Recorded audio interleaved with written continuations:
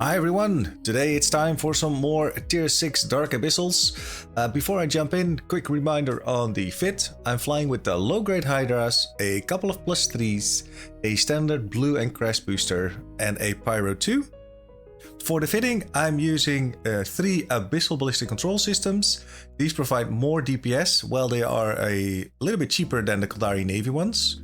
The ISK that I saved, I put into a slightly better Webifier. It's a decent upgrade, worth it, but you can still use the Federation Navy one if you want to. Can always take a couple of spare boosters with you, some paste, ammo, and an MTU if you want to fly with the MTU. Alright, let's jump in and see what we're gonna get.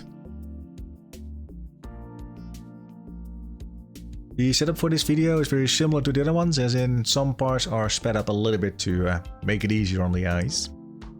We start off with the Edencom room. In this room it's important to keep moving. The battleships can do pretty hefty damage, so keep moving. I usually, if I'm reasonably close, I switch over to rage ammo and target the battleships first. It kind of depends. The key thing is keep moving. If there's a ton of battleships, you might want to keep your range.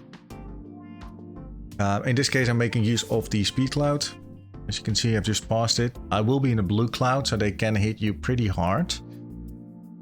So be very careful as you go into this room. You can see I'm losing my speed and instantly I'm halfway through my shield. I start off usually with the Thunderchilds because they regen their shield very quickly, but it really depends on the spawn if that's doable. You might otherwise go for the Arresters first. And it also depends if you have a ton of newts. It's a very quick room, so it's easy to go for any of the nodes, travel the room. You'll be done in way quicker than 5 minutes in a nutshell. Here I'm just cleaning up, and while I do that, I go through the 2 nodes that are reasonably close, and I make my way back to the gate. There we go. Last one. We're already switching back to Navy ammo because I'll need that anyway for the next room. Reload and hit the gate. And you can look at the time in the top left corner. Within 5 minutes this room. Usually the room, if you really want to be effective, you can do it within 2 to 3 minutes. The next room is the Leshak room. It's another very quick room. The priority is usually on the starving Leshaks, and then I would go for renewing and blinding. But again, it depends how many are there. You are kept stable with 1 Leshak on you, but you could go in a different order as well.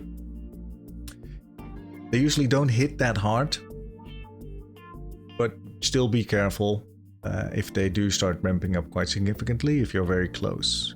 But usually if you roam the room for the nodes, they'll always be at a certain point in range that they can't aggress you. It's a very good room for the MTU. This is a quick reminder there. If there's a ton of starvings, you might want to keep your range at 30 plus kilometers. Use Navy ammo and take a majority of them out first. Within 30 kilometers, they do their max nuding amount. Outside of it, it obviously has a fall off. If there's a ton of starvings, yeah, orbit or keep, I wouldn't say keep at range, but manually pilot like 30-35 kilometers. Even 40 if you feel more comfortable there. Alright, grabbing the loot. We've got 1 SKINR Crate. Towards the end, we'll open up the SKINR Crate and see what's in there. There you go, already done. I'm not going to go for the other nodes, they're too far out. And I'd rather spend the time I have on the next run. But the final room is the Sansha Room. This is why I wanted to record this one, because I didn't have a Sansha Room yet in the recordings. The Sansha Room, it is important to keep at range. There's a ton of EM damage, which obviously is the lowest for you. You should not turn on the shield booster until you really need to. Initially, it takes a while for them to really, you know, reach you and do damage. What I usually do is I coast in there. If you don't touch anything, they don't aggress you, just to get a little bit closer, because obviously the defaulted lookouts dampen you quite significantly, limiting you to 30-40 kilometers, somewhere in there. Yeah, you want to, as mentioned, keep range, so you want to be careful there.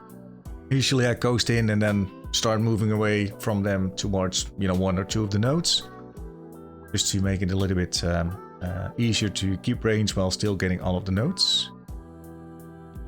The priority is, it really depends on the spawn, but usually Smith will do nuding, so they are very important to keep an eye on.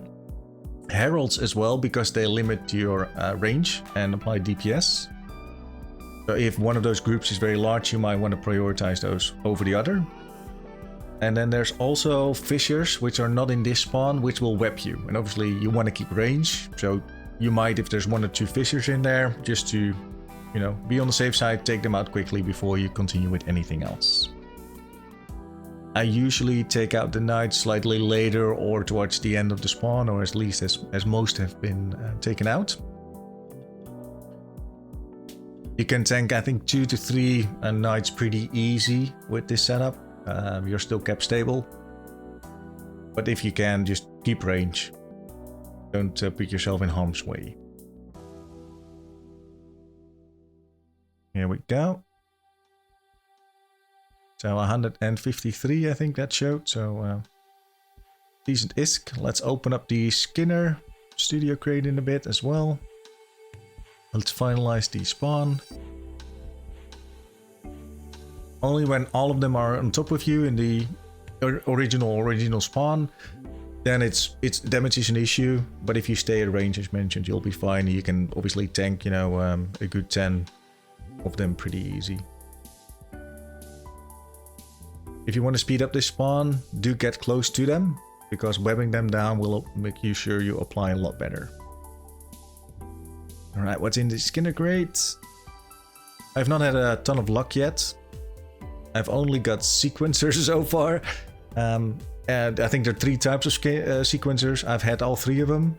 And yeah, it's been pretty bad from that perspective, because they are pretty worthless at the moment. Yeah, hopefully that was good for you. And please like and subscribe, and I will catch you again at the next video. Bye bye.